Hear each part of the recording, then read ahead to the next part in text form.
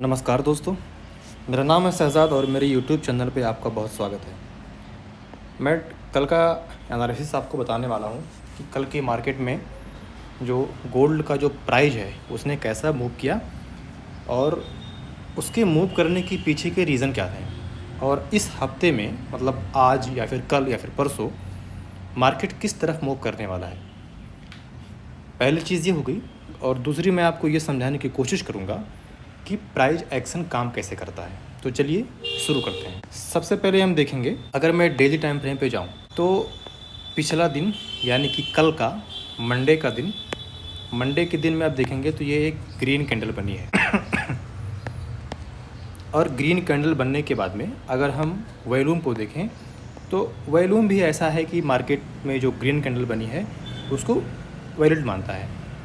पहली चीज़, green candle बनी, एक सपोर्ट लेवल को उसने रिस्पेक्ट किया और फिर प्राइस ऊपर गई। प्राइस एक्शन को समझने के लिए दोस्तों हम तीन चीज़ों का इस्तेमाल करते हैं। सबसे पहले हम लोग देखेंगे कैंडल कैसी बनी है, कैंडल का जो एक तरह से फॉर्मेशन है वो कैसा है। उसके बाद में बिक्स कैसा है, यानी कि बिक्स कैसा बना हुआ है, छोटा है बड़ा है, ऊपर बड़ा बिक्स बना है कि छोटा, कि नीचे छोटा बिक्स बना है। तीसरे में हम देखेंगे कि वॉल्यूम क्या बताता है कैंडल को लेकर के और बिक्स को लेकर के। चलिए हम मान लेते हैं कि ये हमारा मंडे का एक कैंडल बना, राइट।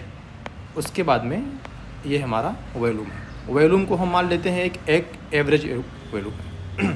दोस्तों ये जो हमारा बिक्स बना, ये जो हमारा कैंडल की बॉडी बनी, ये एवरेज बॉडी है, ये एवरेज बॉडी है, यानी कि ओपन प्राइस और क्लोज प्राइस के बीच में जो गैप है वो ज़्यादा है।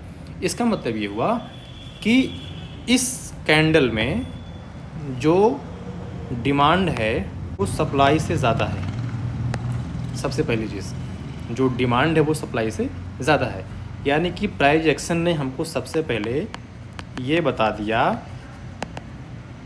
कि सप्लाई और डिमांड का जो रिलेशन है उसमें डिमांड ज़्यादा है, यानी कि प्राइस ऊपर बढ़ रही है। कैंडल में हमने सबसे पहले ये डिफाइन कर लिया कि प्राइस बढ़ रही है और डिमांड ज़्यादा है, सप्लाई कम है, यानी कि बुलिश प्रेशर ज़्यादा है और बेरिश प्रेशर कम है, यानी कि मार्केट में बायर ज़्यादा हैं, एक्टिव हैं, और सेलर अभी कम एक्टिव है। दूसरी बात हम देखेंगे बिक्स और शेडो, ये क्या बोलता है। अगर हम ध्यान से देखें, नीचे छोटी सी बिक है, ऊपर भी छोटी सी बिक है। अगर हम ध्यान से देखेंगे तो नीचे भी छोटी बिक है और ऊपर भी छोटी बिक है। ये हमें क्या बताती है कि जब सेशन शुरू हुआ, यानी कि कल का जो कैंडल है वो जब शुरू हुआ मार्केट में, जब पार्टिसिपेंट्स ने पार्टिसिपेट करना शुरू किया, उस टाइम पे सबसे पहले सेलर एक्टिव हुए और उन्होंने प्राइस को नीचे पुश किया। नीचे पुश करने की वजह से एक छोटी सी बिक बनी। यहाँ इस लेवल पे आने के बाद में फिर यहाँ पे बायर एक्टिव हुए और उन्होंने एक हैवी बाइंग की, एक्टिव हुए और उन्होंने एक हैवी बाइंग की और प्राइस को ऊपर पुश किया। ऊपर पुश किया, राइट ना।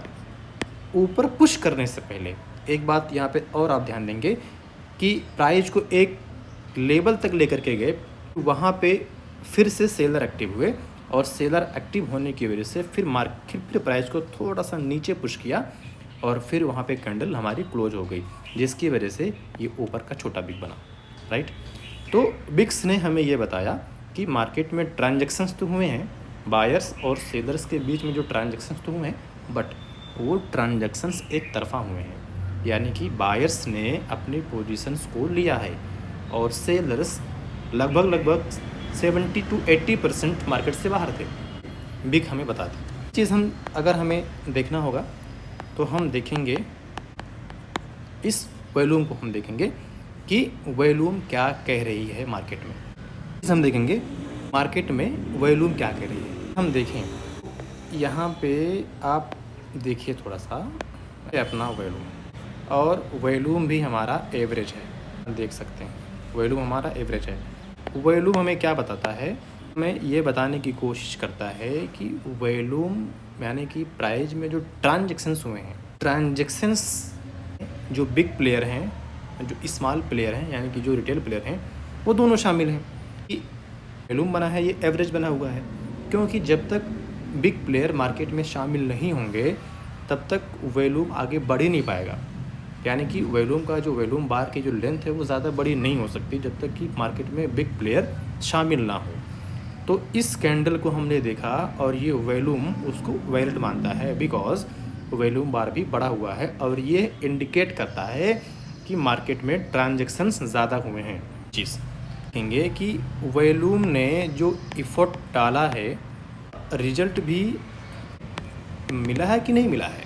देखें कि वॉल्यूम बार बढ़ी है प्राइस का जो मूवमेंट है यानी कि ओपन प्राइस और क्लोज प्राइस यानी कि जो कैंडल बॉडी की जो लेंथ है ना उसका इफ़ेक्ट नज़र आ रहा है। जो मार्केट पार्टिसिपेंट्स ने सेलिंग किया या फिर बाइंग किया उसका रिज़ल्ट हमें कैंडल के बॉडी में नज़र आ रहा है। कल हम ये कह सकते हैं कि कल का जो प्राइस एक्शन था बायर्स का सेलर्स का जिसमें हमने 3 चीज़ें एनालिसिस की बॉडी विक और वॉल्यूम, ये हमें इंडिकेट करता है कि यह जो बड़े प्लेयर हैं वो अकुमुलेशन फेज़ में हैं और अब वो मार्केट में बाइंग यानी कि अपने बड़े लॉट को अपने बड़े पोजीशंस को छोटे छोटे लॉट साइज़ में ये वो बाई कर रहे हैं।